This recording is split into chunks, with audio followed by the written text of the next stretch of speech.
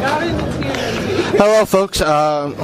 This is one of our many interviews for the winter pop culture and Comic Wonderland. I'm sorry, I'll probably be making that mistake all weekend long. I'm here with Rich Perotta, and he's one of the many mainstream artists that are here at the show today. What kind of work have you done for our listeners who are not familiar with your work? What have you done? Okay, well, I started at Marvel in 1993 as an intern for the X-Men office, and I had to do that, for a final grade for like the major that I had before, and I wound up being a staff artist in 1994 for about a year and a half, and from that point on until 2004, I worked at Marvel as a freelance artist for 10 years. That's your start. To be flat out, how for those who are kind of trying to, I won't say break into the business, but thinking of doing this for a living, how, in your opinion, how should they start, or what should they do as a start? That's the standard answer really is like go to school, get a degree in what you're doing, but I learned everything on my own.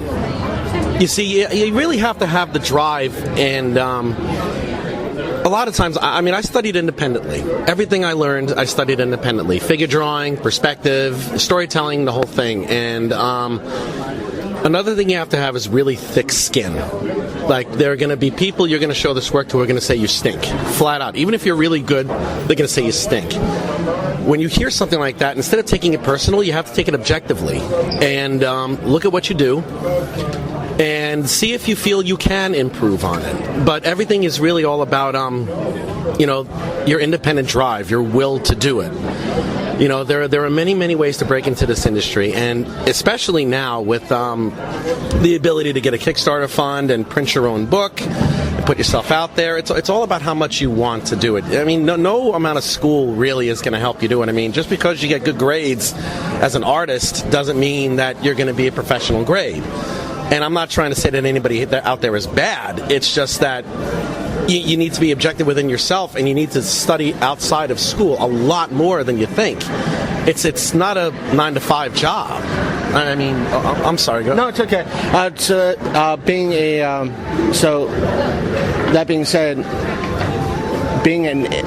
I'm not saying you're an independent artist, but being that someone going the route of the independent publisher or the independent route is fulfilling a need for those who love comics and comic collecting in a way that it provides a whole new market from I won't say the big two, Marvel and DC, but the big three, Marvel, DC, and Dark Horse. You can say Valiant, you can say Dark Horse. Valiant's definitely one of the part of the big three now. They have a whole bunch of titles, and they're already putting out a couple movies within a couple of years. So, yeah, I would say they've really gone up reasonably well and reasonably quickly as well. But being an independent artist is you have complete creative freedom.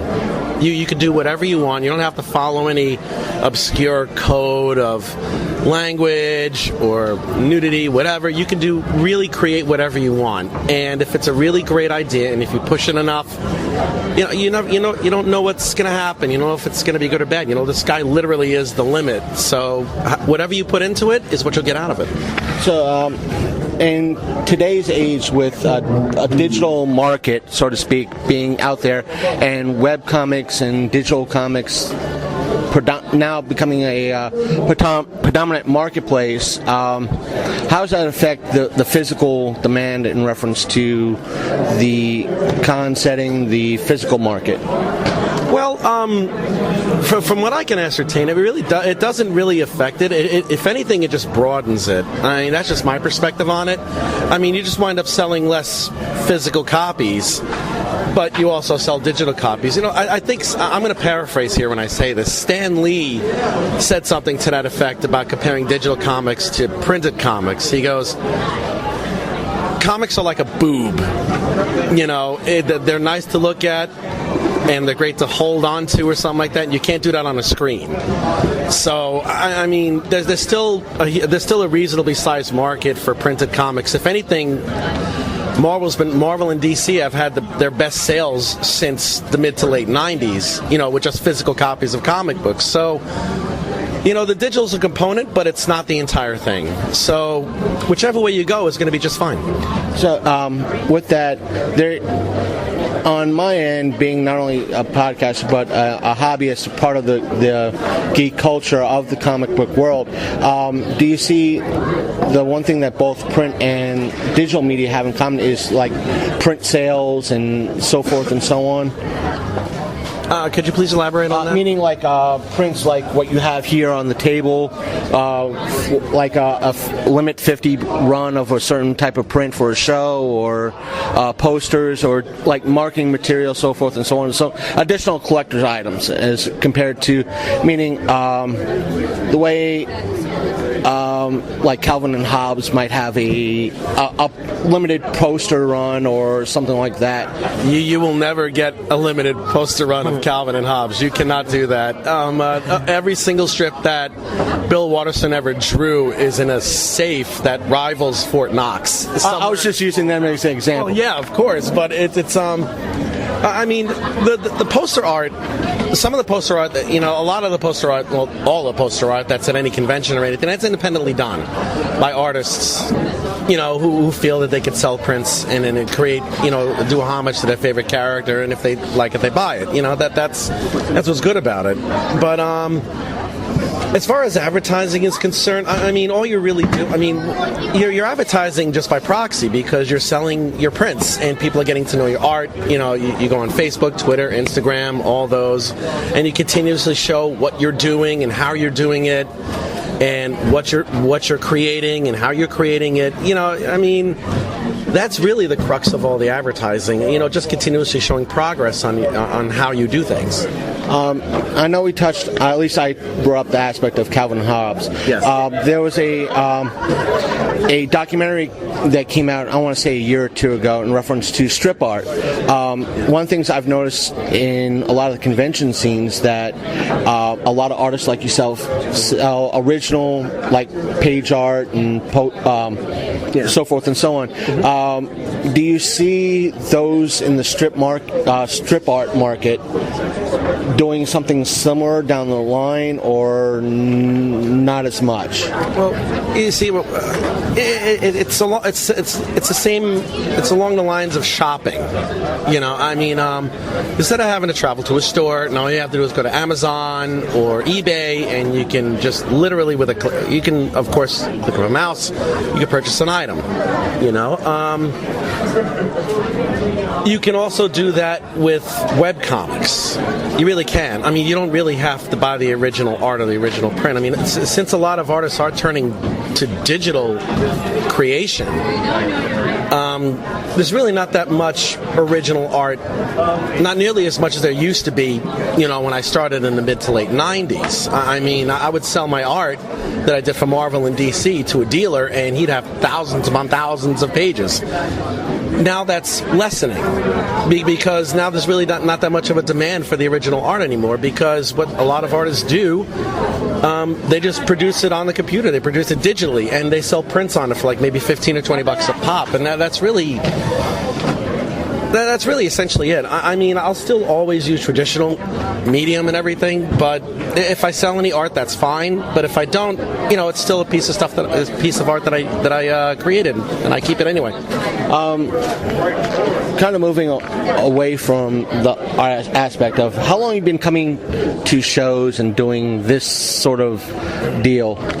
I usually don't go to shows all that much, to be honest with you. Thankfully, I'm busy enough to a point where it's like I don't make that many appearances. But when I stopped working for Marvel and DC, sometime in 2011, 2012, I took a little bit of a break from it.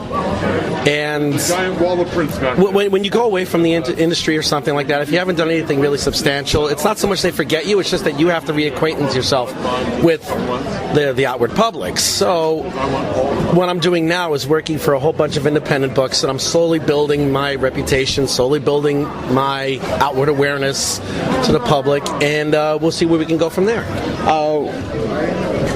Which, being part of Marvel and DC, obviously, probably working with the bigger shows, is there a change of pace working at a smaller show like this as per a larger show like New York Comic Con or San Diego? Well, I actually really prefer the smaller shows because it's a more intimate setting. That's one thing, and it's not so much that there's less people, but there are people. I mean, some of these smaller shows, they're in smaller towns. I mean, you won't see a winter pop show like this in the middle of Manhattan. Right. It'll usually be at the Javits Center where you can fit a few football fields in there. Here it's X amount of square feet, and there's going to be so many people, but there's going to be so many people who are so into it. Not only do they come by and potentially purchase your art, but they also want to ask questions. And you wind up having great conversation with people who just want to know how it is, or maybe they want to learn the process, or maybe they just want to ask questions or just say hi. And they look at the art and they're like, and they just say it's amazing that you can do stuff like this. And it's I mean, the compliments are nice and everything, but I look forward to more just talking with people who are interested in this type of stuff. Meaning someone could come up and say, I'm looking at a piece here, like, how did you come up with that? How did you draw that? They might not be artists themselves, but they would like to know how the piece was created. Well, with the exception of me being as long-winded as I am in this interview right now, I know you're going to be doing a lot of editing here. No, it's going up straight. Oh my God, I talk too damn much. But anyway. It's okay. It's what we're here for. All right, excellent. But in as short amount of time as possible, and it's not so much as slow as possible, but in layman's terms, I would explain exactly how I put everything down when it comes to creating art. The way that I do it. And every single artist here has a different process. And this for aspiring artists is a great way to get their own creative pattern from what other people do, because then a lot of people, just like I did when I was a kid, you mix and match, you figure out what works for you and everything, and then you go from there.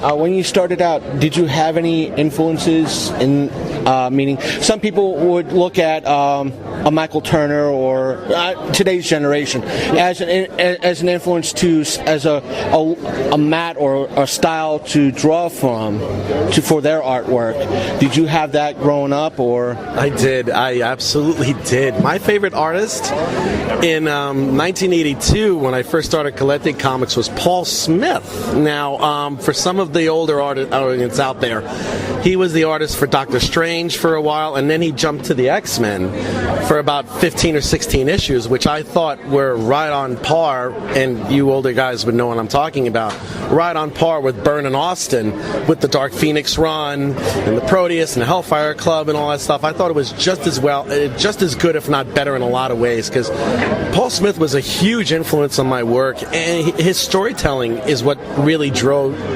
me to him, and that's what I focus on with my drawing, my storytelling, and the way that Paul Smith tells a story, inspires me so greatly. I mean, and also, I also watch a lot of movies and I study them as well. I study cinematography, I study storyboarding and everything. I don't limit myself to just one medium or something, and that's something that you need. That's something a burgeoning artist needs to do, is not only just go into comics, but any type of entertainment media, just to study it, to see how everything works and see if you can come up with something that'll work for you.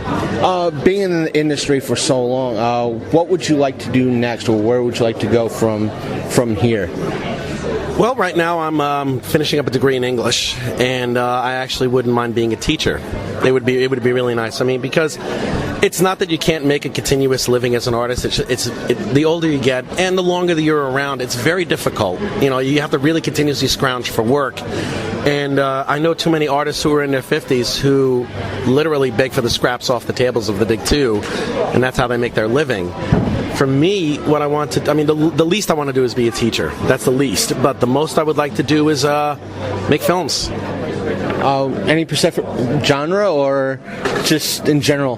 Well, right now there's a couple of books that I'm working on. I'm not allowed to say which ones. No problem. No, it's okay. Thank you. And there's a couple of books that I'm working on that I'm considering turning into a 20 or 30-minute short film that I'll just put to any film festival that'll take me and see where I can go with it. I think that'll be it for about now. What are you working on now? What would you like to promote? Oh, God. Okay, here we go. Go ahead. All right, you ready? All right. One of the first things I want to promote is the book from Inverse Press called Scissor Sisters. It's about two women who were taken from vastly different areas of time and brought to a certain point in time to fight an enemy called the Constant, who is the ruler of all time and dimension within the planet Earth. That's one book. Another one is called Absolution Effect by the Geek Gods, written by Thomas Ashish, about a FBI agent who dies but does half exactly the same amount of good deeds and evil deeds, in that he winds up in purgatory. And with his specialized skills as an FBI agent, Secret Service guy, he hunts down the wayward souls that escape and, wreak havoc on the planet Earth. And there's, last but definitely not least, from Shaolin Studios, my friend Sean Omian is writing Age of Yokai, and we're about to finish the 4th issue. It's about a young woman in 16th century Japan who fights against Lady Orokuro, who is the supreme leader and master of all the Tango demons in Japan. And in the 4th issue, she fights her in the final battle. And I'm sure you could find all these great comics at your local comic shop. You'll find the Scissor Sisters book. It's actually a big graphic novel. It's 6 issues condensed into one book. That'll come out sometime in late December, early January. Age of Yokai will probably be printed sometime around August or September of next year.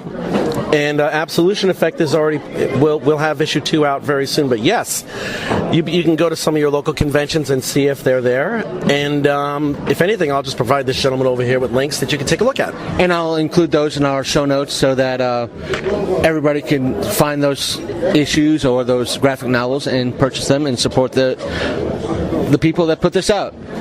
Again, thank you. Thank you. Thank you very much for interviewing me, man. I really appreciate it. I'm flattered.